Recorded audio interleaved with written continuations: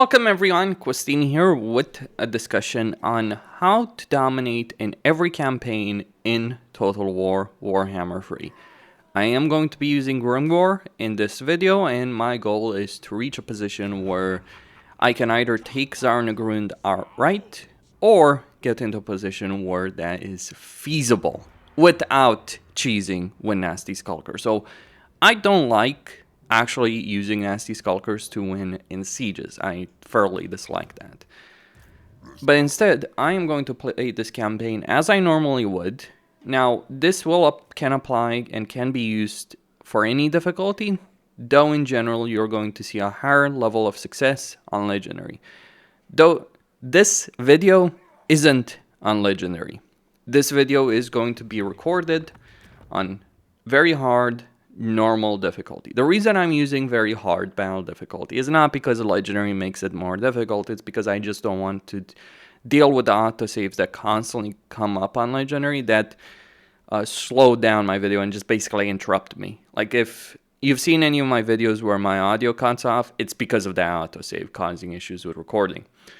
As for battle difficulty, the reason I'm using normal is because battle difficulty affects the auto-resolve. And I'm not interested in fighting any battles for the sake of this video. At least fighting any battles manually, that is. My intent is to show how to handle things on the campaign side of things, not how to handle things in battle.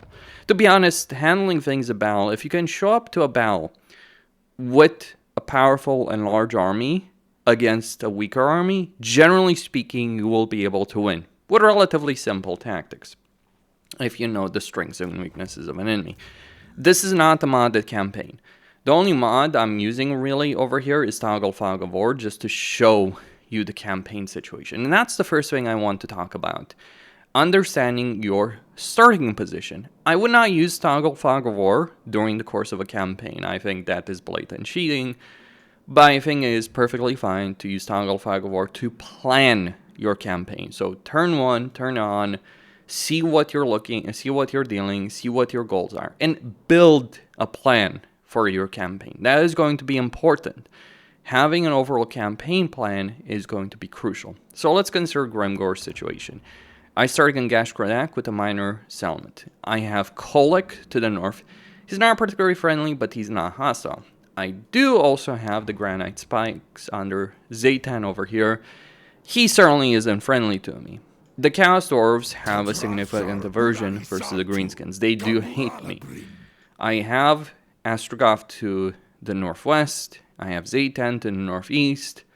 So it can end up in a situation where I end up at war with both of them. Though I am Grimgor. And one of the things to understand about the AI declaring war against you is if the AI believes you're very powerful, they will not do so. Not so easily. Unless they feel threatened by your moves on the campaign map, and even then, maybe not necessarily so.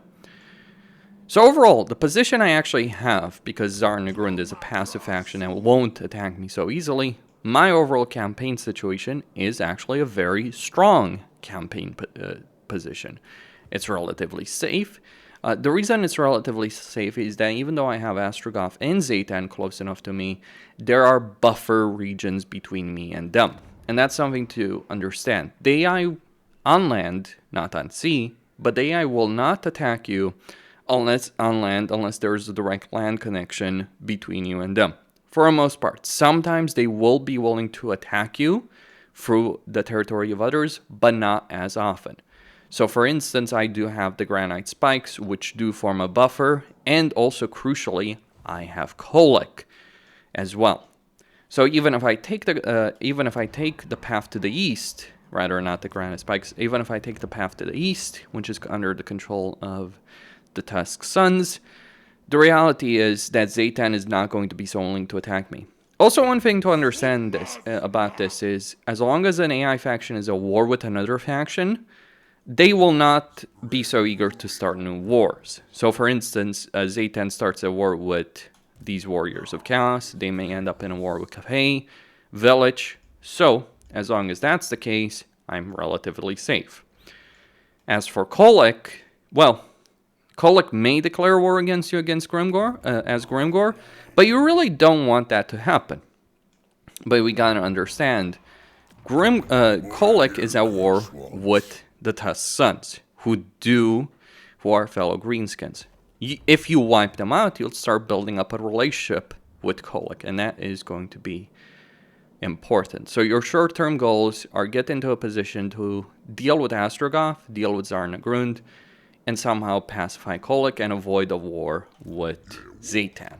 You can fight a war, but one of the things to also understand is that if you end up in a war with Zaytan, while there is a landmark over here that's really powerful because of the upkeep benefit for goblins, which you will be using, is in chaotic wasteland climate, which is certainly not ideal to deal with. And you'll take attrition in this particular land, so just bear that in mind.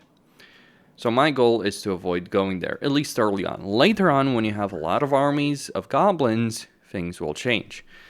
So that's just the campaign situation, climate situation. You do want to have a campaign plan where you're expanding in a favorable path, where the climate you're taking is suitable climate, and it's also territory that you can easily defend. I do start with the tier 2 minor settlement, so that means I'm going to start building a tier 2 barracks to get nasty skulkers. Another thing I'm also going to do is get trolls. Trolls will be pretty useful.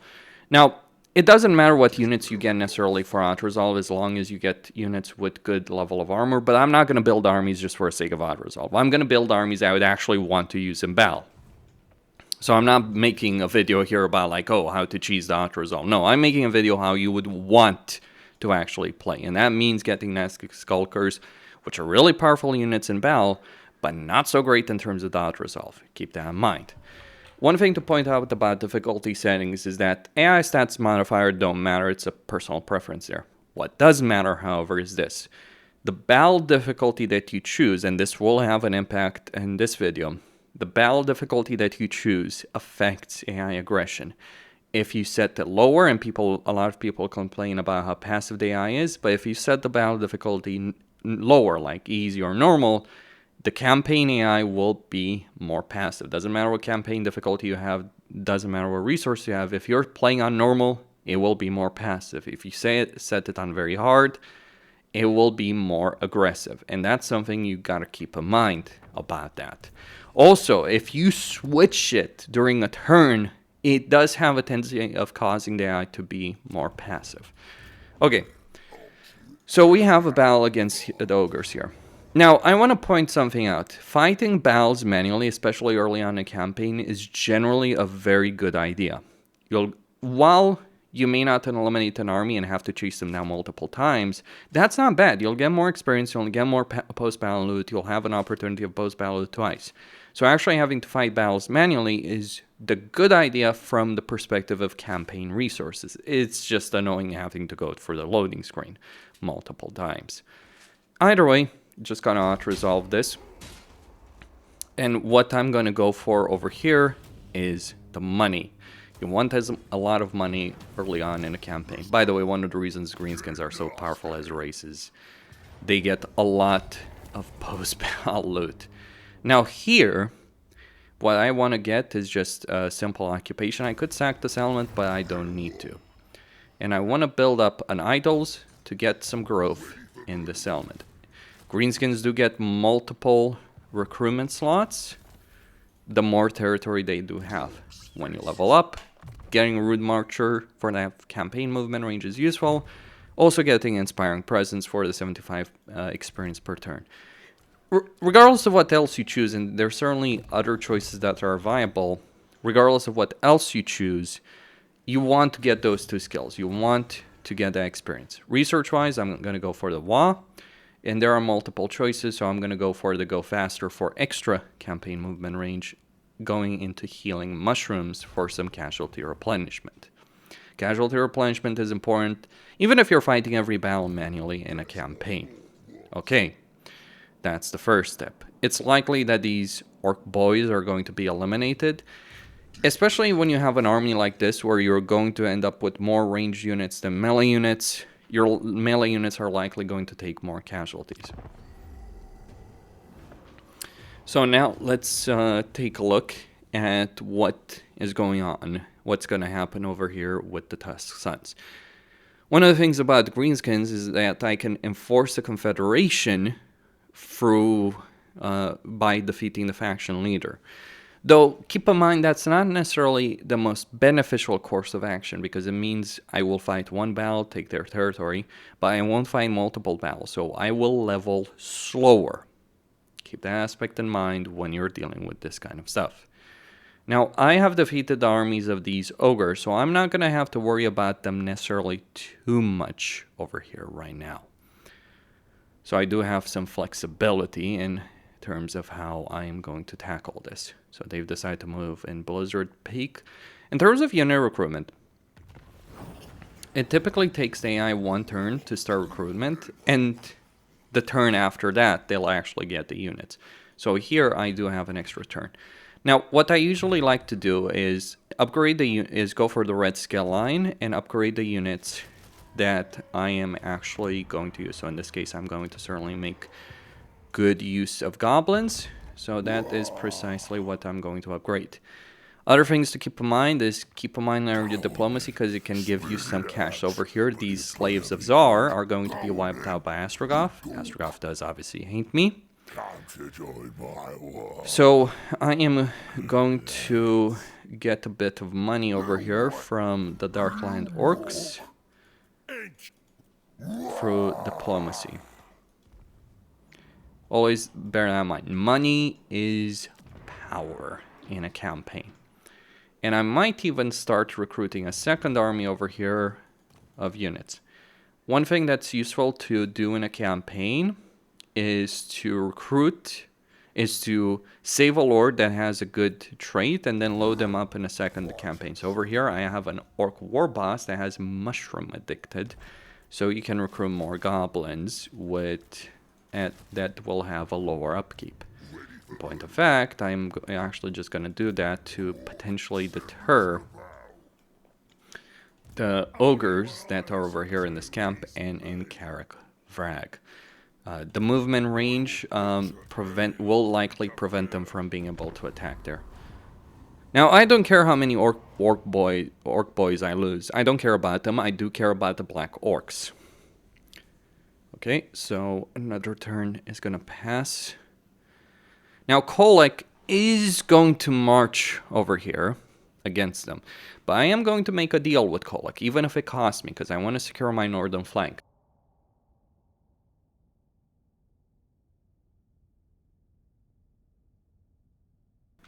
So I am going to go declare war on these fellows right here. On the Tusk Sons, declare war, and maybe get a non-aggression pact. So my northern flank has been secure. Just like that. I just need to show up over here and wiped. And as you can see, I'll lose the orc boys, but that's not the big deal. And that would be it. Blizzard Peak is secure, bit of income. And now I can form a confederation with them as well. And I'll get a bit more units. And I also got these units as well in the campaign. How many units does he have? So I'm not gonna... Okay, I'm not gonna keep that for the record. Over here, we are going to start recruiting nasty skulkers full time. Gotta keep an eye on my economy. And in point of fact, I might just cancel these guys. It does seem they're not necessarily going to be that big of a threat.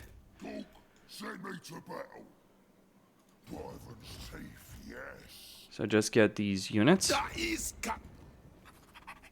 We do now have vision on Clan Ferric. And we got vision on other factions as well. Let's go to Zaytan and declare war on the Kazakh.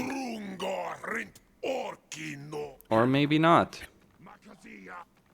Although we can take advantage of the situation, declare war on the Kazakh, and get a peace deal with them. Because we can then declare war on Imperial Wardens once things become dire enough for them. So you can see how I'm taking advantage of this situation. He's got 6 units, so 5 units really. Let me merge some of these guys. Yes, I am going to do some merging. There we go. Because they have certainly taken a bit of damage. And my settlement here should be able to grow soon enough. You do want to grow as quickly as possible. I also want to get that WA meter up as quickly as possible.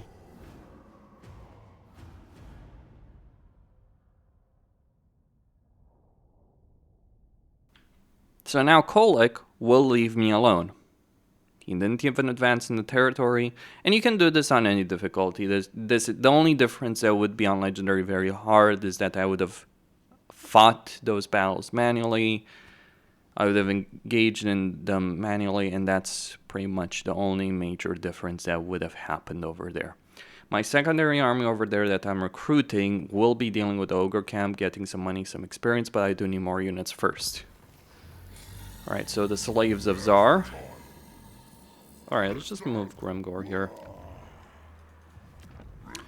Okay, get that to a higher level. As you can see, I'm already in a negative income. You shouldn't be afraid necessarily of going negative in terms of income, by the way. And besides, I am currently suffering simply due to the fact that I have multiple supply lines. So I should be fine over here. I'm gonna get some trolls.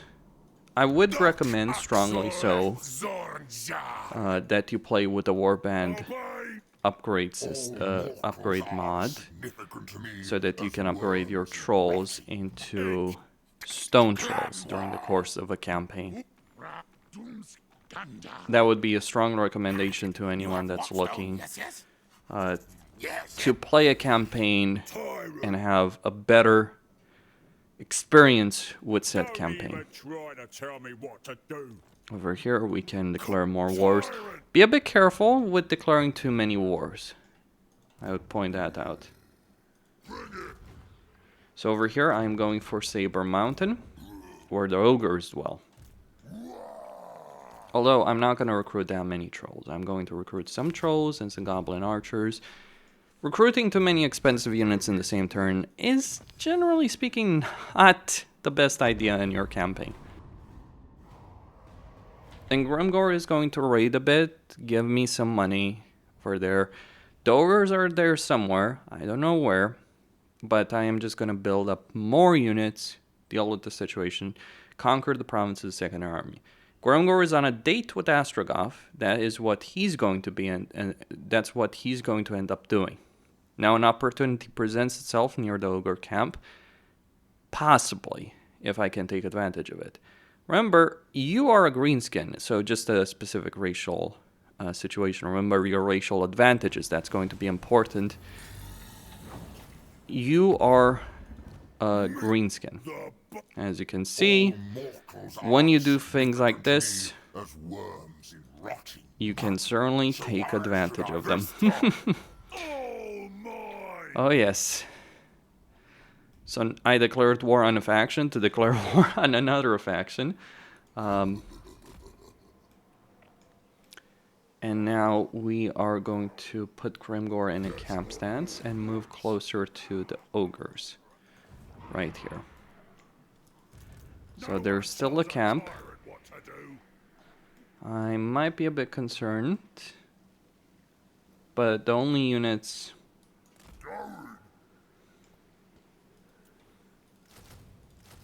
Okay. So I really want to get this settlement to tier 3, so that way I can get stone trolls and giant river troll hags. I also want to get that WA meter up. One of the things I'm concerned about here a bit is a prospect of rebellion. Though I'm not too horribly concerned by the idea of rebellion, because the WA meter and commandment that I'll soon get will put a stop to that. So now let's see what the ogres do. They could retreat. Attacking, by the way, ogre camps, one of the things to understand, settlements and ogre camps have an auto-resolve benefit. So if you can attack an army next to a settlement or an ogre camp, that's actually, generally speaking, the more ideal path in during the course of your campaign. Okay, so they retreated. Well, we got useless trash, I suppose. Night Goblin Shaman. Though I'm not going to recruit Shamans for a while, so might as well take advantage of that. And declare war on the ogres.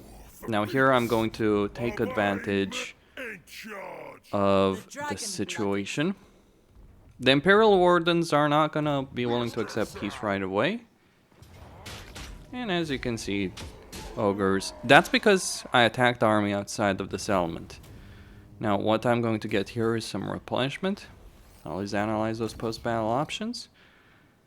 And I'm also going to sack and occupy the settlement. What's the most beneficial situation? Depends on what you're dealing with, depends what you've got. Over here, I want to get Camp Ruckus. Set up. Good. Now this army over here. Tyrant the boss.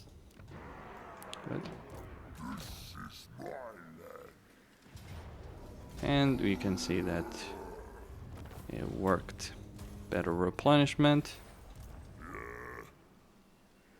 I could also go to deal with them, but I'm not really in a rush.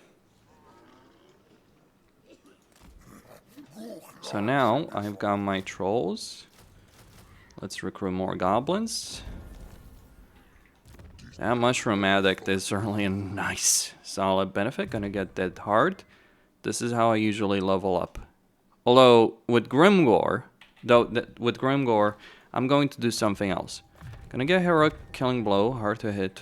Like, you want to increase your survivability of your melee heroes. They'll always do good amount of damage early on, but having good survivability is important. For Grimgor, I am not really interested in any of his other skills right now, because I want to save the points, all these points. Like, once you spend like 5 points in a skill line, and this applies to pretty much any Legendary Lord, some exceptions do exist, but for a vast majority, what you want to do is spend 5 skill points and then level up, then save up to spend in other stuff. The reason you want to do so comes down to the following idea. You want to unlock all these special skills, in particular final skill. So it depends on the lord. For Grimgor, it's not particularly important, so you can certainly go for other stuff in your campaign. Like, the most powerful skill in a skill line is the best of the best. But for other lords, saving those skills is generally going to be very, very useful. So I'm just going to get a Black Orc Big Boss. Get a boss tent for a Goblin Big Boss over there. And actually just merge these guys. Just kick these guys out. Useless goblins. And get rid of these guys as well. Merge them all together, and we're gonna go to war against Astrogov. Now, Imperial Wardens are not going to attack me anytime soon, suffice to say. In fact, they're going to be wiped out by village. That's the thing to understand about the campaign dynamics. You need to understand, okay, how's the flow of the campaign? Well, Imperial Wardens are meant to be destroyed. If you're playing a campaign, they're meant to be for you to take over the Great Bastion eventually. They're kind of like a stopgap until you do so, but they're just going to slow down Village and Zaytan for a while, but they will eventually lose. Now, you might ask, okay, why didn't I follow up next settlement? Well, that's because I want to attack Tsar Nagrund here from Gash Kadrak. So in order for me to do so effectively, a quest has been issued, mighty lord. Now, with respect to these quest battles, you do usually want to fight them. I'm not going to do so here. There is a mod that auto-resolves them, though the most amount of power that you would have during a campaign would be gained. Alright, so these ogres aren't going to try and stop me. Okay, what's the movement range? Alright, so let's get more income. Right. So there's Astrogov. He might attack me. All mine. Since I'm being a nuisance to him. Though I do have an army that's reasonably experienced. I do certainly hope I can get through this entire video without having to fight a Bell. Or even worse. So I am going to try my best to avoid that. Alright, so Astrogov is there. We look at his army. He's got some powerful units, but he's mostly got laborers. Chaos Dwarves do recruit a lot of trash units. They're kind of like the Skaven there. Okay, Astrogov. Okay. Here's a little trick. Like as I said, I want to avoid fighting battles in this campaign. So I just set it to easy.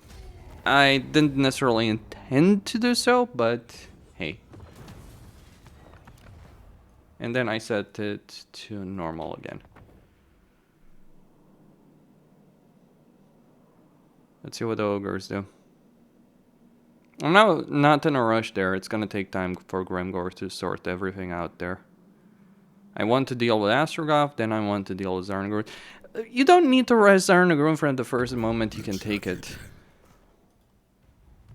Just gonna be very clear on that subject.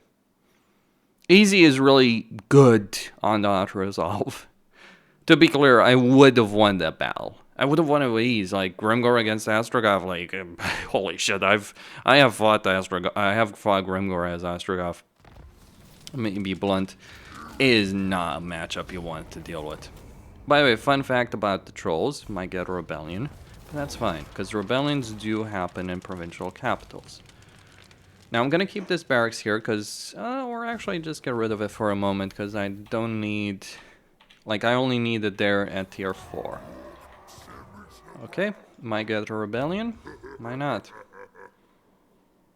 Nice cheesing the game. You gotta love the auto-resolve. I don't know in what world Astrogov wins that particular engagement. I don't even care. Now, over here, I am going to loot and occupy these settlements because, yeah, I do want to get the rebellion here. Sparking a rebellion is not a downside during the course of your campaign. Gotta be pointed out. Because rebellions are still loot, are still money, are still resources. Okay, for him, we're gonna get Inspiring Presence, the Gobos. 2 turns, 7 turns until the casualty replenishment is finished for Grimgor. Though keep in mind on easy, you do earn less experience. So going for an entire campaign playing on easy or anything lower than very hard is not going to do great. You're actually going to end up less strong. So yes, it would have been far better from a campaign perspective for me to end up fighting that battle manually. Okay, the ogres are going to be reduced to Black Fang. I'm just gonna then use the underway to get over here. And hopefully soon enough, I will be able to declare the war. I don't want to declare the war right now because I'm a bit concerned that they'll attack either the Eagle Ares or Black Fang. So when I do want to attack, I am going to attack full freaking force. Oh, should I get the third stack? That's always the question though, right? It's like, is it worth it to attack with the third force? So I'm gonna get the other mushroom addicted lord that I saved. Yes, I came prepared. If you're just starting a campaign, it doesn't necessarily matter. Though here's an advice. Just start the campaign numerous times until you can get the lords with the traits you want. Save those up. And then you'll be able to get what you want. Gonna declare war on some Skaven. And then I'm gonna declare some peace on some Skaven. Yeah, that's how this place goes. By the way, this Kafan faction, don't declare war on the major Kafan factions if you're in Grimgor's position. Miao Ying and Xiao Ming will come for you if you're not careful.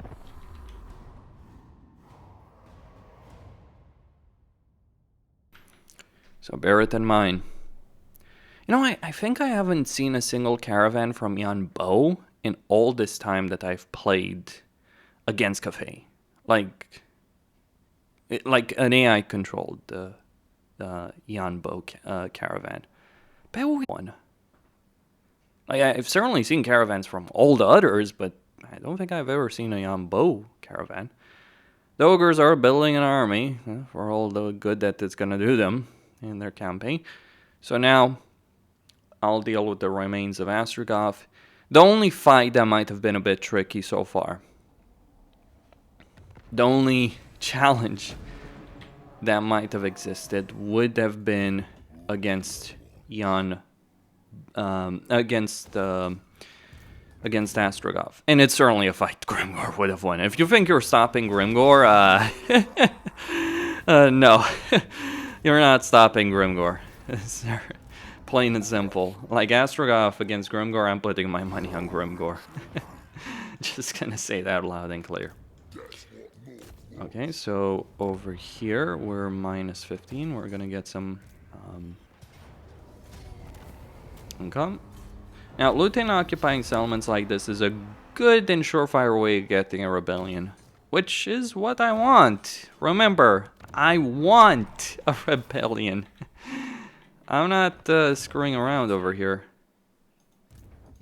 Okay, so we're gonna get more trolls. The reason trolls, even basic ones, are good is because they have siege attacker. So even though I didn't do it, you can use them for the purpose of instantly attacking a settlement. Why didn't I attack instantly? Well, I'm a bit distracted doing all these things. Okay. So now I can get a bunch more orcs. Black orc big bosses. Gonna get Serial Dancer. And fleet-footed. And should I wait 2 turns? Yeah, you know what? I'm not. It's not gonna be a major... Not gonna play a major role. We can get a goblin. We can get weapon damage. Okay, let's get that friendly boy. Why, hello, Astragoth. Feeling the pressure yet? Let's get some nasty. Okay, this barracks I'm actually just gonna get rid of because you want to build a barracks as the greenskins. As good as it is to start with one in a minor settlement, you ultimately do want to build it in the provincial capital because it goes all the way to tier 4, and it's at tier 4 that you can get Black Orc big bosses. How you build settlements is going to be important. Oh look, the Skaven are willing to surrender. The Folg are willing to surrender. I'm just not quite willing to accept that. Nor am I willing to accept the Imperial Wardens. Because I would have to... I would have to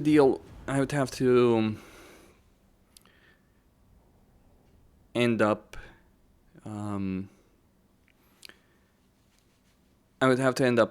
either declaring war on Village, which I certainly can do, because Village is not gonna come for me. And even if he comes, what the fuck is he gonna do with 1 or 2 armies? Now, opportunities present themselves over here. I am gonna verge on the brink of bankruptcy. I don't really care. Ooh, new victims. Well, sadly enough, they did nerf the Cafe caravans. It's not really a problem in this campaign. Okay. I'm teetering on the brink of a rebellion. It would be potentially useful. Oh, okay, let's get... Now, I really wish I would be willing to fight battles here, because, like, I need to stress out. I would have a lot more money if I was fighting battles over here. So I might have to lower this down to easy. Yep. That's certainly going to be a thing. And even so, I still took a lot of damage. Whatever. So be it.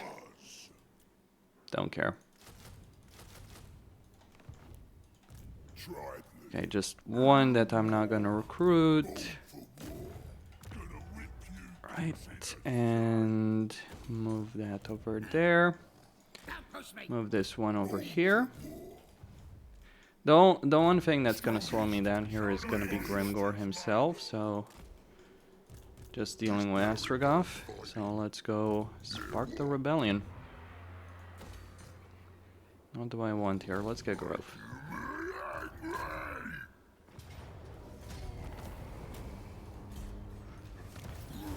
Greenskins don't have money issues. Grimskins just have a bunch of debt that they haven't yet collected. Rebellion will be sparking next turn. People don't understand why I talk about being aggressive in a campaign matters. And I stress this out. Like, while I am certainly lowering the difficulty on easy, I would have been stronger if I had fought these battles manually. And if I had gotten Grimgor's quest items. Which I'm not gonna do. It's a demonstration. It's not necessarily how you do one-to-one. This video would be 4 times longer if I was doing this one-to-one. Okay, so let's get that. What do I want here? Oh, I want some trolls. Yep. You are little. Can I declare war on the Beastmen?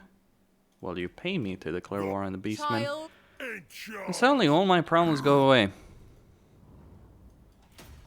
Okay, that will be it.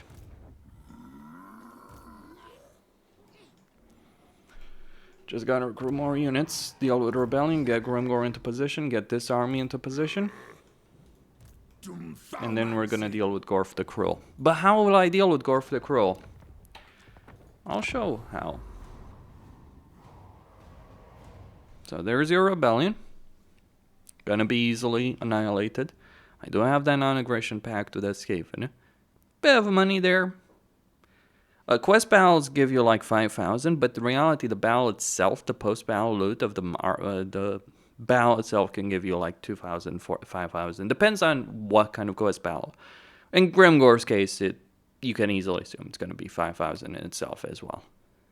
Easily. Post-battle loot for Greenskins is pretty damn absurd.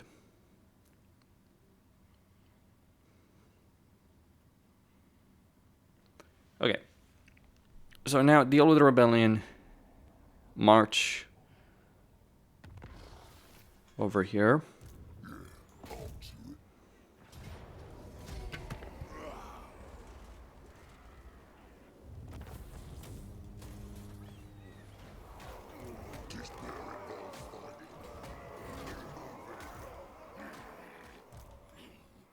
And now march this army here. That way they'll be able to use the underway. I'll see what I want to do with the underway in just a moment.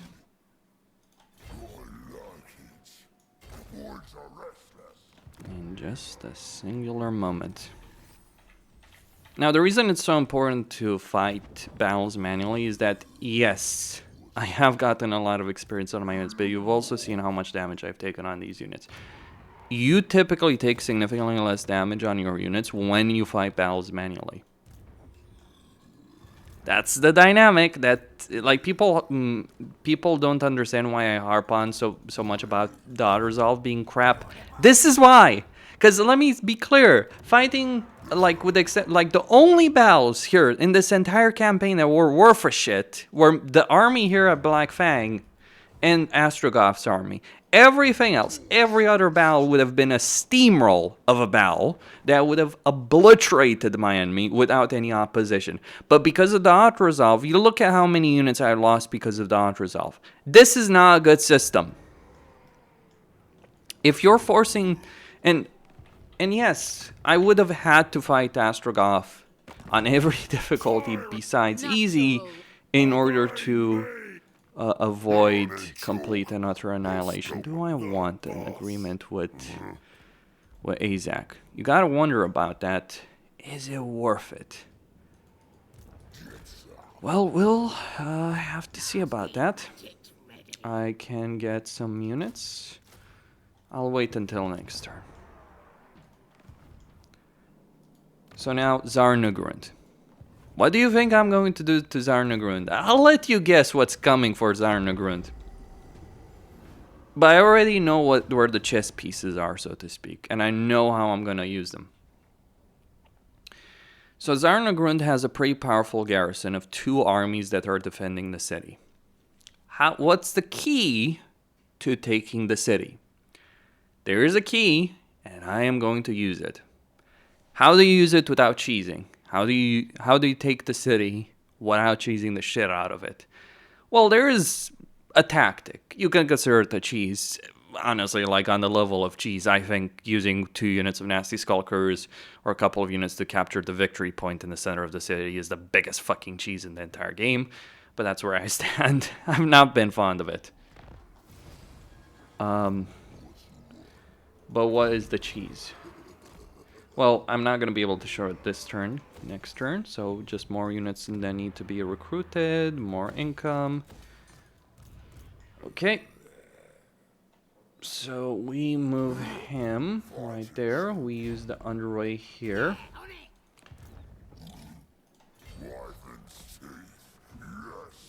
Now, I'm just gonna pay attention here. This is how Zarnagrun deploys its armies, and this, in general, while the AI can move its armies close together in settlements, one of the key elements to defeating an AI faction that you're not at war with is positioning the chess pieces in such a way that you land a knockout punch the moment the war is declared. So you gotta understand this dynamic. Like, I'm just using Toggle Fog of War to demonstrate it, but I already know what's gonna happen. Gorf the Cruel, who is level 2, can reinforce the Falls of Doom. However, Syra can't. I have 2 armies in this position. I'm gonna get the first next turn. Even on legendary difficulty, there is 0 chance there is 0 chance, and I'm even not just gonna build anything right now. Okay. Even on legendary difficulty, there's practically a 0% chance that the AI is going to be able to stop 2 of your armies. Now let's see what Gorf does. He may do something. The AI can at times do something to counteract your moves, but more often than not, they'll be passive until a declaration of war is made. Especially these kind of factions, these minor passive factions like Clan Carrion and Zarnagrund. Okay, what the hell do you want? No, they're next. See, in that case, I think the AI knows what's coming for them, so it's like, yeah, no, we're not doing that. Okay, so here are the things that I'm going to do in order. I could have declared the war earlier on, but I chose deliberately not to, because I'm going to declare a war against Zarnagrund. This is a huge benefit because Zarnagrund is a faction strength #1. They have 2 armies all their settlements are max level. They have a lot of structures, garrison buildings, and they have 2 high level armies. They're also meat for Grimgor. So we're gonna declare a war, start getting those war armies. And now we're going to take advantage of the situation. Now, I am not interested here in defeating, in just taking over the settlement. No, I'm going to sack the settlement and run away. So that when the AI does decide that they're finished wiping their ass, which they will. So now Gorf the Cruel is going to try and counter that. Wait, why is... Okay, that's a bit weird. Alright. Let's just put him in ambush. Now, Gorf can attack somewhere else, to be certain. But I know what he's gonna do. This army has a level up, so let's give them some movement range. Get some training, get that hard. And just keep him standing where he is right now. Get back here. For Grimgor, well, we can get the big lads, we can get the boys. I'm just gonna start getting the boys because I'm gonna start getting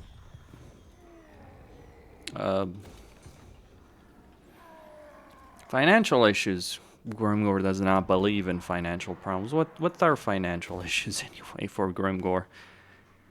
Regardless, still not building anything here. I do want to wait for shamans.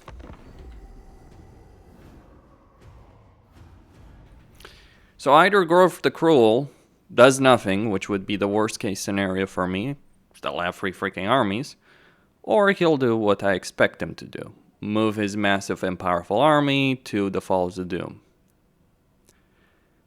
Now, it might have worked best if I had not moved that goblin army over there, because he's obviously going to see it. Let's see what Gorf does. Things are not perfect in a campaign. Might blow up into my face. If I have to take the Falls of Doom, and there he is! As expected, the AI will do these things. This is what you take advantage of. And now, we march on Gorf the Cruel. His secondary army is in Zarnagrund. Oh, valiant defeat. Now, to be fair, Gorf knows what the score is. That's why he moved his army there. So now, suddenly, the defeat turns into an overwhelming victory. And we win. That's how you win Zarnagrund, boys and girls. Nothing more to it than that. Actually, I'm gonna get some troll recruitment, because I'm gonna try and get that settlement to tier 3. Replenishment will start being improved soon enough.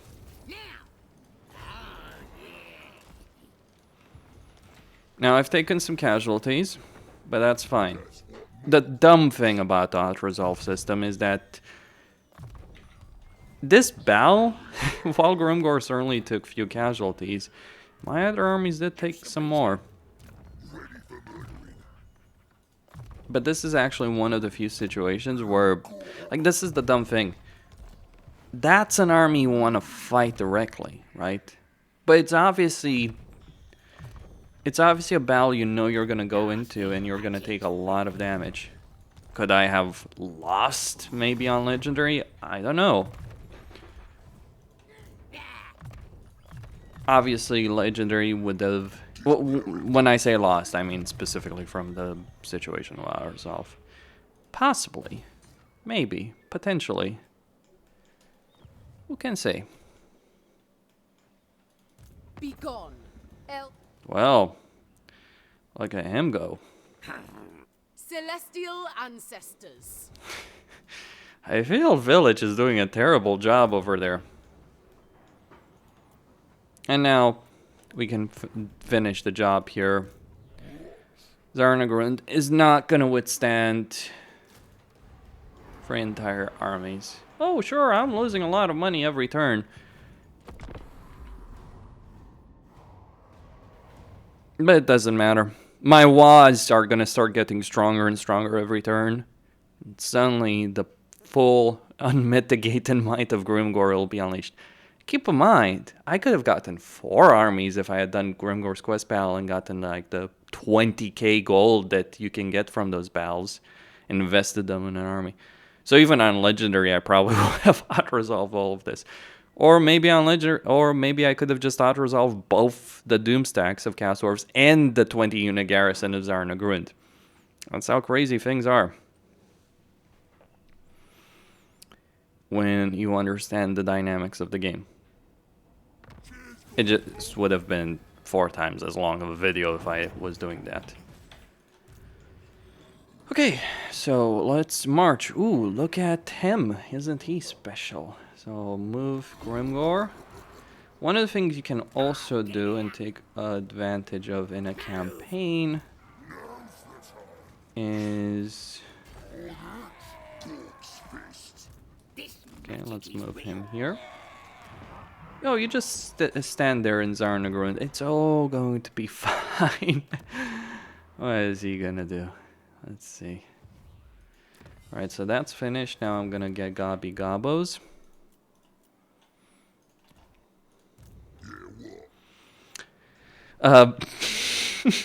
I'm just gonna point out I'm in a positive income situation. Yeah, it's turned 15. This is the slower route. I'm not quite willing to abuse some of the things other people are during the course of their campaigns. I could have possibly done it faster. The dragons require. Oh, well, I guess the Imperial Wardens are finally losing.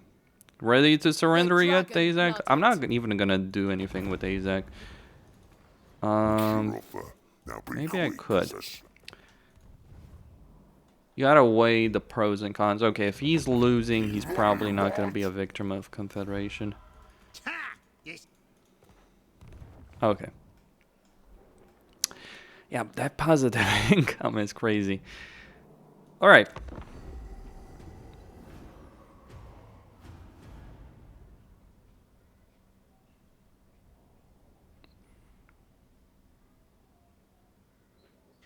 Let's see what we got over here. Against Syra in Zarnagrund. Oh, the best thing the AI could do in this situation so I don't have to deal with the crappy odd result. What do you want? Well, that is a bit inevitable. I am becoming a bit too strong, and that's one of the things AI will certainly hold against you. If you become too strong, like I could have fed them more money, and I could possibly get another non-aggression pact. I really don't want to go into the Chaos Wasteland.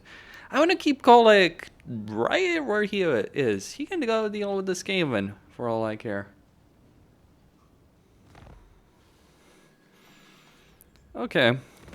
You summon me, little...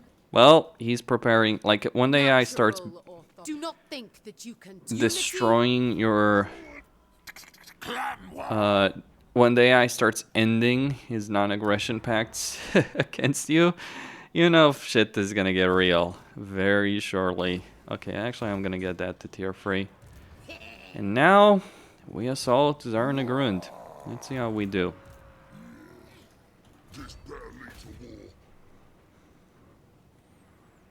As expected, close defeat. Holy shit. Just Grimgor. Without his items, his level, all that doesn't matter. I want people to remember that. Okay, this is probably going to be a victory. Oh, a valiant defeat. Okay. Do you think I could lose this battle? Oh, against the vast armies that I do command. I doubt it. I very much doubt it. And I don't even need to take Zarnagrund this particular turn. I could wait for them to sally out, which they might. Let me try not abusing the situation, because they will take some damage over here. Over the end turn.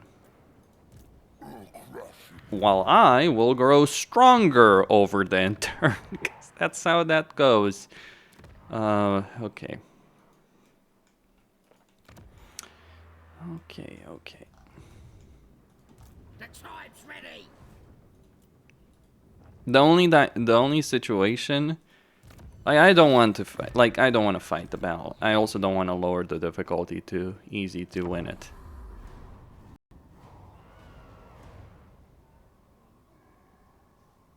So let's see what they do. Sometimes it is worth just laying siege to a settlement and waiting one turn, and to see if the AI will attack you. Will attack out of that. Usually speaking, it's not a good idea to lay siege to a settlement for multiple turns, but I'm under no freaking pressure over here in this campaign. Oh, Kolek might attack you. Whatever shall I do? When I'm rich beyond measure. Oh, he might destroy my northern provinces before I turn my armies around, pulverize him, give all his territory to his vassal, and make his vassal my ally. I'm so terrified of Kolek. This is the important thing to understand about the successful campaign. Creating situations where, regardless of what you do, you'll win. Okay. Fine. I get it. That resolve is bullshit. I know why, but... Oh, on easy. Okay. Right. Fair enough. Fair enough. Let's do this the hard way. Yeah, I'm gonna set it on legendary. Gonna not control large armies, and... What should I do? Let's see. Oh, wait. Why? That was weird. Why have my armies move out of fucking range? That's bizarre. Okay. Whatever. Let's go. Grimgor against that.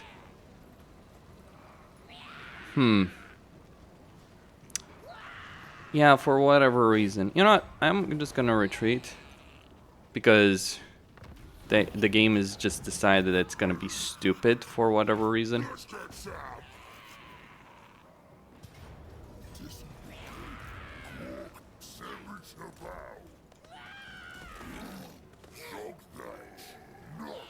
Alright, fuck it.